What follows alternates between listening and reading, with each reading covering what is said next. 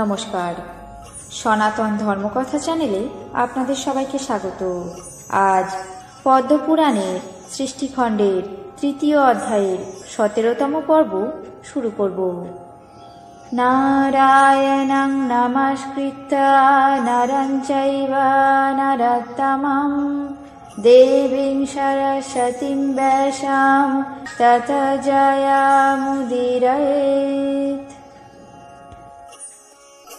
यामा इति समाख्यात देवाः स्वयंभुवे मनु प्रसूताञ्च तथा दक्षश्च तस्र विंशति तथा ससज्ज कन्यास्ता सन्तु समां नमानि मे शृणु श्रद्धा लक्ष्मीर्धिति पुष्टि तुष्टिर्मेधा क्रिया तथा बुद्धिर्लज्जा वपुः शान्तिरिद्धि कीर्ति त्रयोदशी पत्न्यर्थं पतिजाग्रह धर्म दक्षायनि प्रभु तद्भाशिष्ठ जवीयस्य एकादश शुलाचना ख्याति सत्तर्थ सम्भूतिः स्मृति प्रीति क्षमात्वथ सन्नतिश्चाननुष्वा च ऊर्जा स्वहा स्वधा तथा भृगुर्भावमरीचिश्च तथा चैवाङ्गिरा मुनिः अहञ्च पुलहश्चैव क्रतुर्मुनिवरस्तथा अत्रि वसिष्ठवर्णिश्च पितरश्च यथाक्रमम् ख्यातर्दजागृहु कन्या मुनाय राजसत्तमा श्रद्धा कामं बलं लक्ष्मीर्नियमं धीतिरात्माजं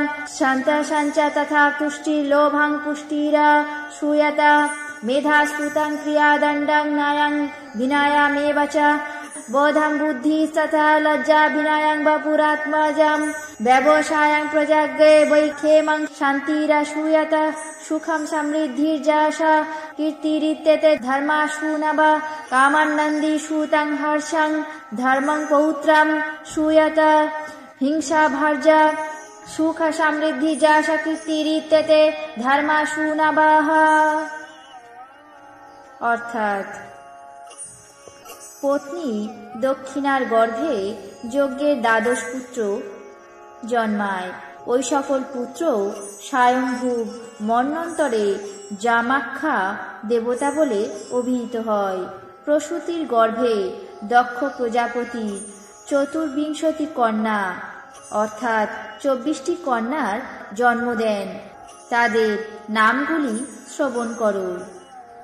শ্রদ্ধা, লক্ষ্মী, ধৃতি, পুষ্টি, তুষ্টি, মেধা, ক্রিয়া, বুদ্ধি, লজ্জা, বপু, শান্তি, ঋদ্ধি, কীর্তি। এই ১৩টি দক্ষ কন্যা প্রভু ধর্ম পত্নীর জন্য পরিগ্রহ করেন।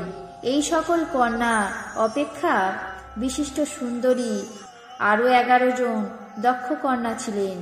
তাদের নাম হল খ্যাতি, সতী, সম্ভূতি, স্মৃতি, প্রীতি, ক্ষমা, সন্নতি, অনসূয়া, ঊর্জা, স্বাহা এবং স্বধা। ভৃগু, ভব, মরীচি, অঙ্গিরা, আমি অর্থাৎ পুলস্ত, পুলহ, ক্রতু, অত্রি, বশিষ্ঠ, বন্যী এবং অন্যান্য পিতৃগণ আমরা যথাক্রমে ওই সকল কন্যাকে বিবাহ করি। শ্রদ্ধার কাম, লক্ষ্মীর বল, ধৃতির নিয়ম, তুষ্টির সন্তোষ এবং পুষ্টির লোভ নামে পুত্র জন্মায়। মেধা, শ্রুত, ক্রিয়া, দণ্ড, নয় এবং বিনয়। বুদ্ধি, বোধ, লজ্জা, বিনয়, বপু, ব্যবসায় এবং শান্তি ক্ষেম নামে পুত্র প্রসব করেন। এছাড়াও ঋদ্ধি, সুখ এবং কীর্তির যশ নামে 2টি পুত্র জন্মায়।